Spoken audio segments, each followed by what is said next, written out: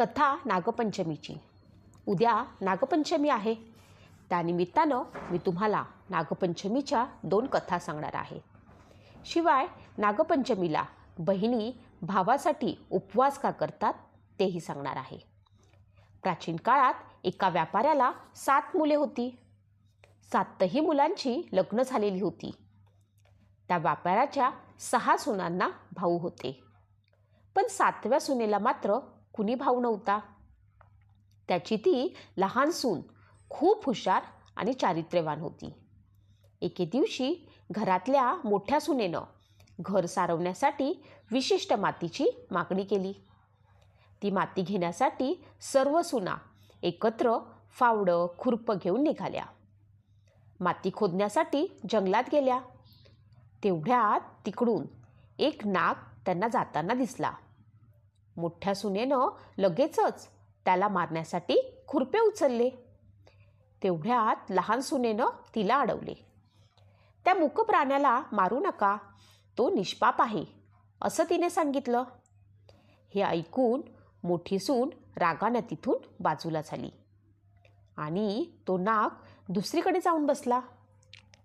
तेव्हा लहान सुनेनं नागाला जाऊन सांगितले, तुम्ही इथेच थांबा, मी थोड्याच वेळात परत येते, इथून कुठेही जाऊ नका.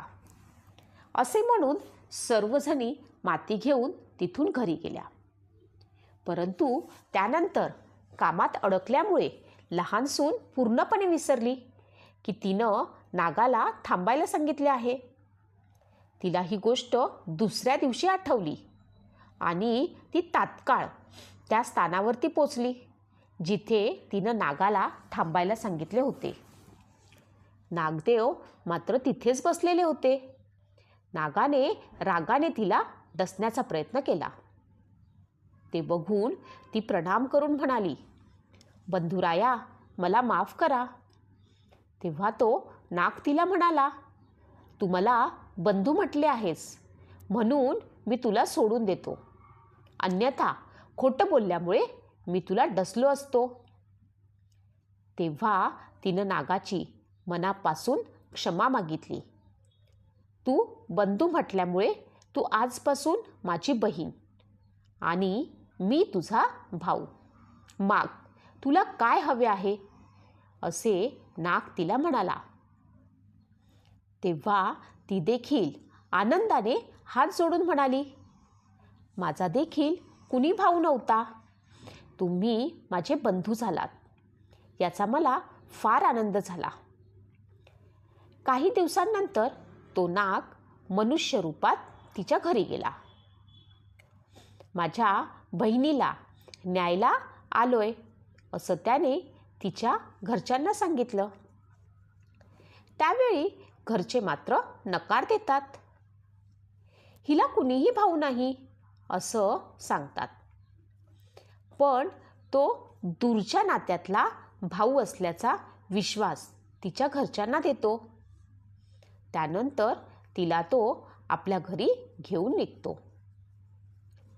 आता वाटेत तिला तो सांगतो, मी तोच नाग आहे ज्याला तू भाऊ मानला आहेस. त्यामुळे घाबरू नकोस, वाटेत जिथे अडचण येईल तिथे माझे शेपूट पकड. तिनेही त्याचप्रमाणे केलं आणि ती त्याच्या घरी पोचली. तिथलं धन ऐश्वर्य बघून ती आश्चर्यचकित झाली. तिथे ती आनंदात राहू लागली. एक दिवस त्या नागाच्या आईनं तिला सांगितलं की मी एका कामाने बाहेर जात आहे, तू आपल्या भावांना गार दूध देशील. तिला मात्र हे लक्षात राहिलं नाही आणि तिने गरम दूध त्या नागांना पाजलं. त्यामुळे त्या नागांचे तोंड पोळले. त्यामुळे नागांची आई आता फार रागावली. पण नागाच्या समजावण्यानं ती शांत झाली. तेव्हा नाग म्हणाला, बहिणीला आता तिच्या घरी पोचवून द्यायला पाहिजे. त्यावेळी नागबंधू व त्याच्या वडिलांनी तिला भरपूर सोने, चांदी, हिरे, माणके, कपडे देऊन तिला तिच्या घरी पोचवले. तिची इतकी धनसंपत्ती बघून मोठ्या सुनेला राग आला. तिचा जळफळाट झाला. ती म्हणाली, तुझा भाऊ तर फार श्रीमंत आहे. तुला त्याच्याकडून अजून धन आणायला हवं. मोठ्या सुनेचं हे बोलणं ऐकून त्या नागानं सर्व सोन्याच्या वस्तू आणून दिल्या. त्या मोठ्या सुनेनं झाडूसुद्धा सोन्याचा मागितला तर तोही आणून दिला. एकदा लहान सुनेला नागानं एक सुंदर हिरेमाणकांचा हार दिला, ज्याची कीर्ती तिथल्या राणीपर्यंत पोचली. तिनं राजाला सांगितलं की मला तो हार हवा आहे. राजानं फरमान सोडलं की त्या धनिकाच्या सुनेचा तो अद्भुत हार आणून द्या. धनिकानेही घाबरून सुनेकडनं तो हार मागून घेतला. त्या सुनेला यामुळे फार दुःख झालं. तिनं नागाला प्रार्थना केली, राणीनं माझा हार हिसकावून घेतला आहे. तुम्ही असं काहीतरी करा की जोपर्यंत हार राणीच्या गळ्यात असेल तोपर्यंत तो नाग बनेल आणि जेव्हा तो परत माझ्याकडे येईल तेव्हा परत तो हिरेमाणकांचा हार होईल. नागाने तसंच केलं. तो हार राणीनं गळ्यात घातल्यावरती त्याचा नाग झाला आणि राणी जोरात जोरात किंचाळून रडू लागली. ते बघून त्या सुनेला राजानं ताबडतोब बोलावून घेतलं. धनिक सुनेला घेऊन राजा दरबारामध्ये हजर झाला. राजाने तिला विचारलं की तू काय जादू केली आहेस, खरं सांग, नाहीतर तुला शिक्षा करेल. तेव्हा सून म्हणाली, महाराज माफ करा, पण हा हारच असा आहे की माझ्या गळ्यात हिरेमाणकांचा असतो आणि इतरांच्या गळ्यात नाग बनतो. राजानं हे ऐकून तो हार सुनेला देत म्हटलं, आता घालून दाखव. तिनं तो हार घालताच तो हिरेमाणकांचा झाला. हे बघून राजाला तिच्या बोलण्यावरती विश्वास बसला. त्यानं खूप आनंदी होऊन तिला अधिक सुवर्णमुद्रा दिल्या. आता सून घरी परत आली. हे सर्व धन बघून मोठ्या सुनेला ईर्ष्या झाली.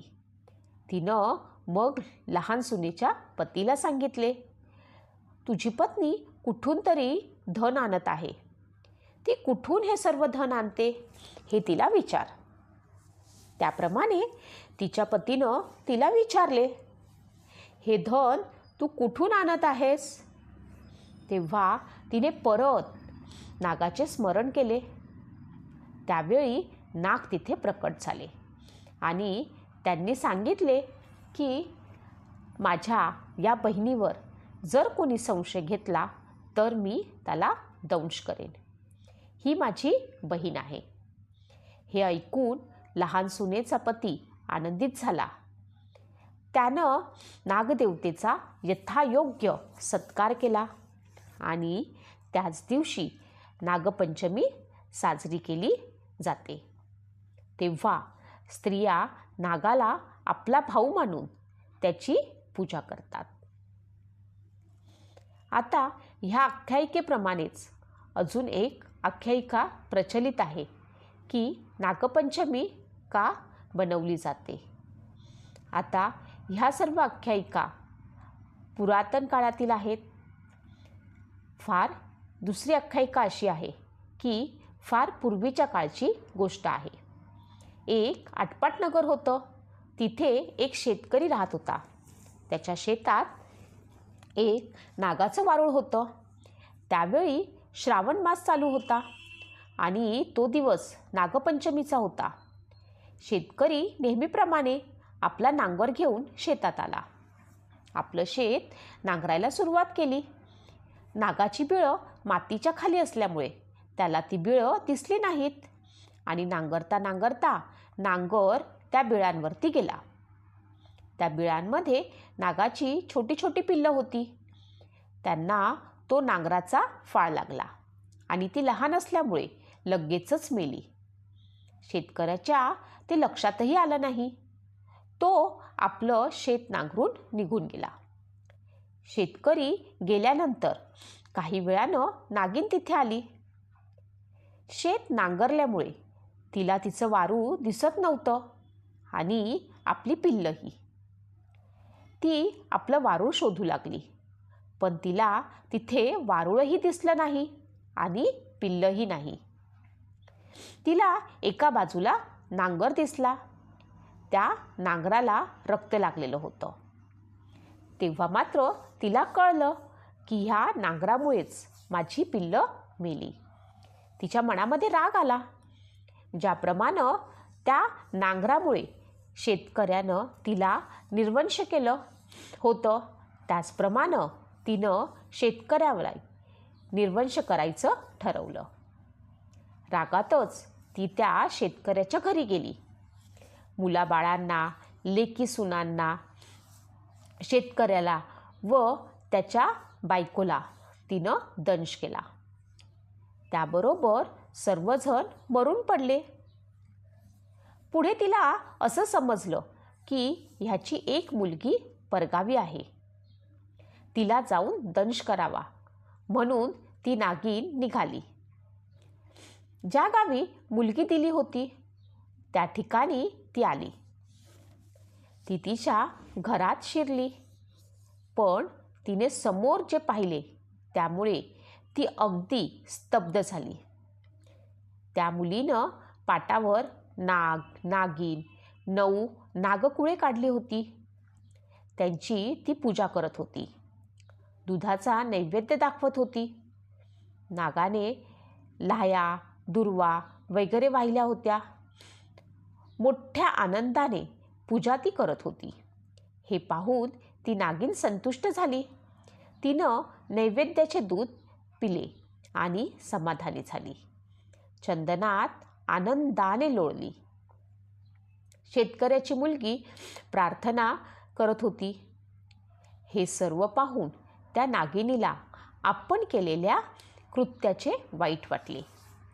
तिने विचार केला की ही आपल्याला इतक्या भक्तीनं पुजते आहे, आपलं व्रत पाळते आहे आणि आपण तिच्या बापाचा निर्वंश केला. हे चांगले नाही.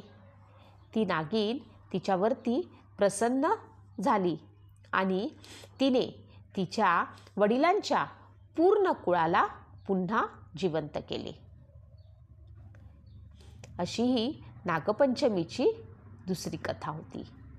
आता नागपंचमीच्या दिवशी अनंत, वासुकी, पद्म, महापद्म, तक्षक, कुलीर, कर्कट, शंख, कालिया आणि सिंगल या देवतांची पूजा केली जाते.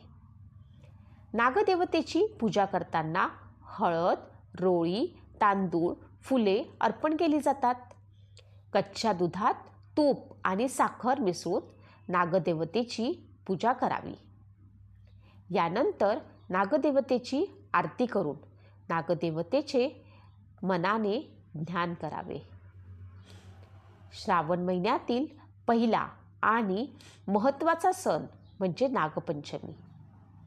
नाग या प्राण्याबद्दल आदर व पूज्य भावना समाजात रुजवण्यासाठी हा सण पाळला जाण्याची परंपरा आहे. या दिवशी घरोघर नागदेवतेची पूजा करून त्यांना प्रसन्न करण्याची प्रथा आहे. वेदकाळापासून चालत आलेला हा सण अत्यंत महत्त्वाचा मानला जातो. या दिवशी सकाळी लवकर उठून स्वच्छता आणि नित्यकर्माहून निवृत्त व्हावे.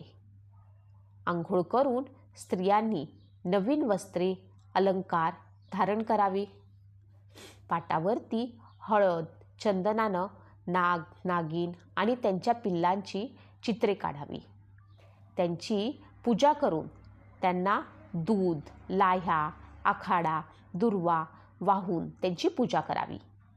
नागदेवांची पूजा करून त्यांना दूध, साखर, उकडीची, पुरणाची दिंड करून नैवेद्य दाखवावा.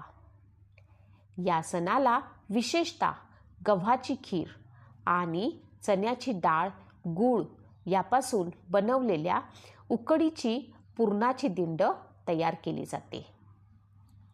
नागपंचमीचे नियम. नागपंचमीच्या दिवशी काहीही चिरू नये, कापू नये, तळू नये, चुलीवरती तवा ठेवू नये वगैरे संकेत पाळले जातात.